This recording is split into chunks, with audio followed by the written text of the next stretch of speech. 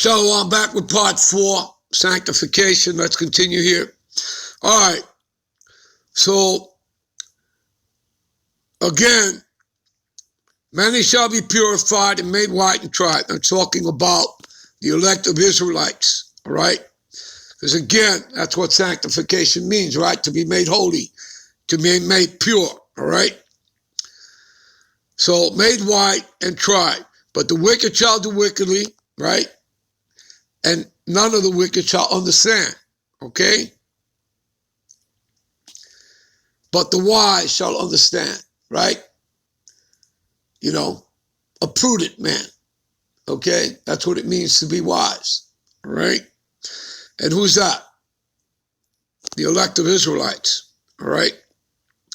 So let me take you to one more to show you proof, again, about, Esau likes to use this word white because it stands for being holy and purified. But let me show you who else is holy and purified that it mentions in Revelations.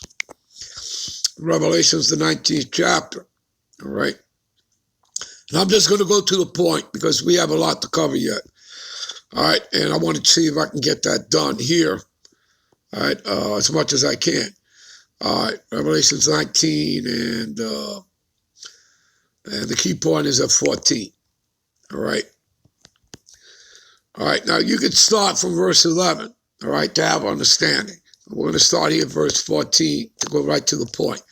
And the armies, this is talking about the armies of the heavens, the armies of the Heavenly Father, Yahweh, and His Son, Yahushua, all right, which were in heaven, all right, followed Him, followed Yahushua. This is talking about with Yahushua getting ready to come back now, with all the angels and their chariots, all right? So that's what this is talking about. The armies are talking about the armies of angels, all right? So, and the armies which were in heaven followed Him, that's Yahushua, upon white horses. That's a metaphor for the chariots, all right? Clothed in fine linen, white and clean. You see that? So who's that talking about? The angels. Okay? You understand that, people? This is showing you why Esau did that, calling himself white. So that he thinks of himself as being pure, when actually, he's the opposite of that. He's vile. Okay? He's vile. All right? He's the basis of men. He's corrupt. Okay? Here, let's go over there. Isaiah 26 and 10. All right.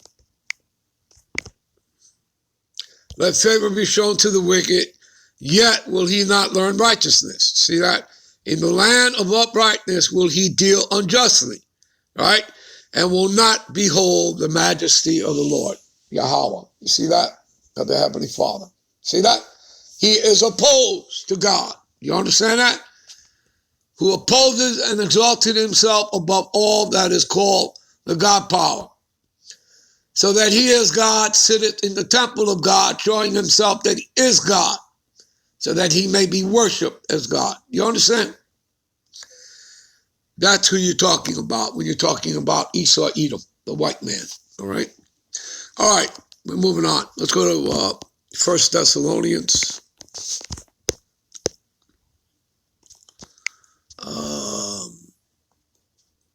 4, 3 and 4.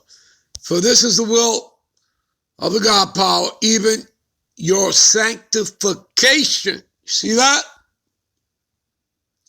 For this is the will, and I keep telling you people, there's no such thing as free will. All right? The Lord directed men's steps. Okay? He directed men's steps. All right? Men's goings are of the Lord. All right? So again, for this is the will of the God power, Yahushua, Yahushua, even your sanctification, all right? Being made holy, okay? Being made pure, that ye should abstain from fornication, See that?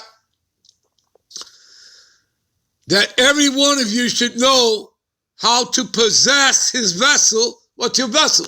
Your body.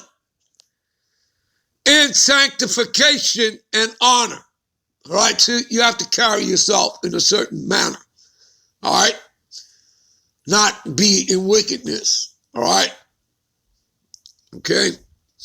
All right. Let's go to 2 Chronicles.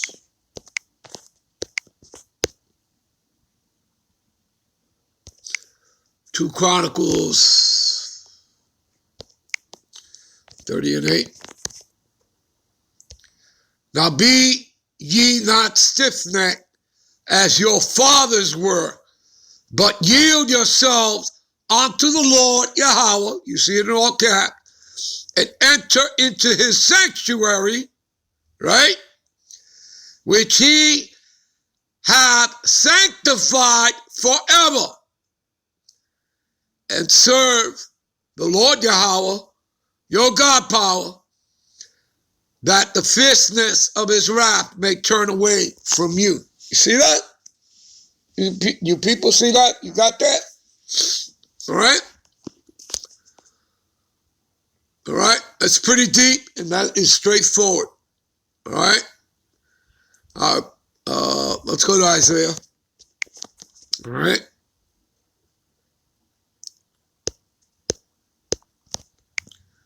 Isaiah 5:16. All right. But the Lord of hosts, which means army, so the Lord of hosts of armies shall be exalted in judgment. You see that?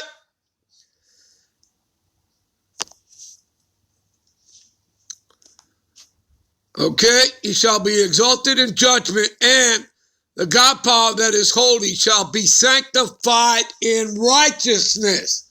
See that? All right, Isaiah 13 and 3.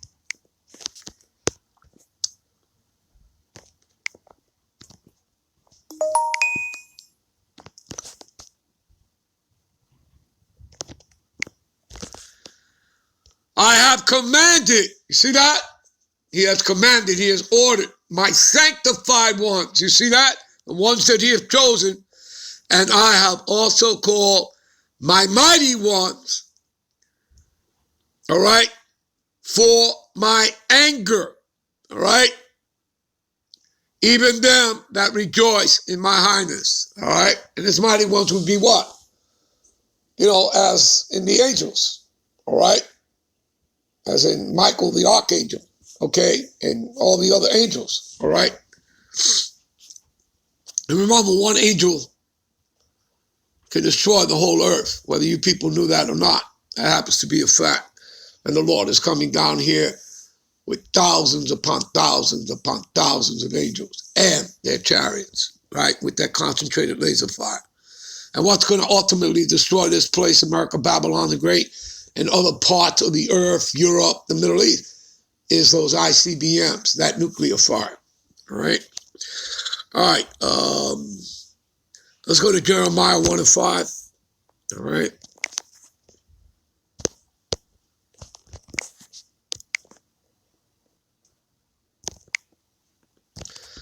Before I formed thee in the belly, I knew thee. What does that get into? Predestination. See that? All right? How many times do we have to read it? All right? Isaiah 46 and 10. Declaring the end from the beginning of the foundation of the world. All right? From the ancient times, the things that are not yet done, and my counsel shall stand. So what is this proving here? This is proving, before I formed thee in the belly, I knew thee. So, all right, the Heavenly Father, Yahweh, they knew you in your past life. Before you came out of your mother's womb, they knew you. Okay, that's what he's telling you there. And before I formed thee in the belly, I knew thee. Before thou camest out of the womb, your mother's womb, I sanctify thee. See that? He made you holy and pure. Okay? And I ordained thee, see? So he set you up to be a what? A prophet unto the nations. You see that? And again, no theological seminary school necessary. You see that, people? See how that works? All right. Let's jump to a precept. Let's go to 2 Timothy. All right.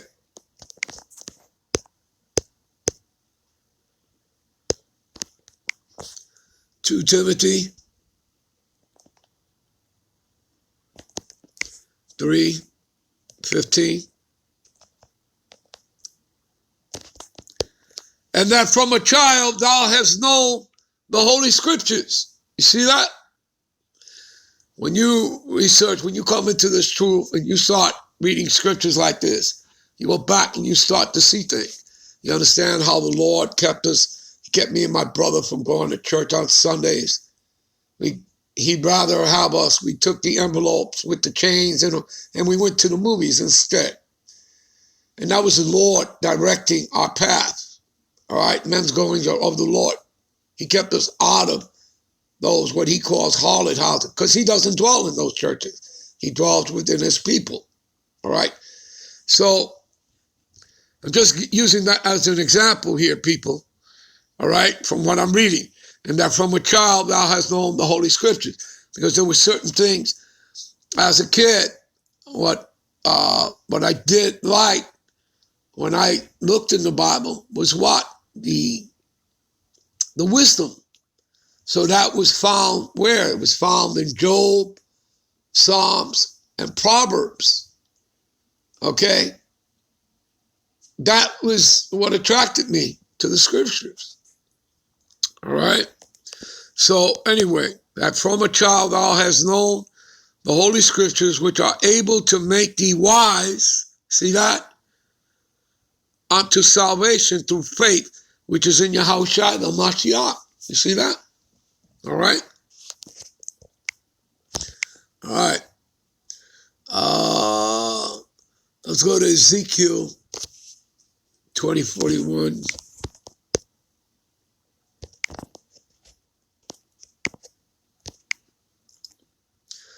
And I will accept you with your sweet savor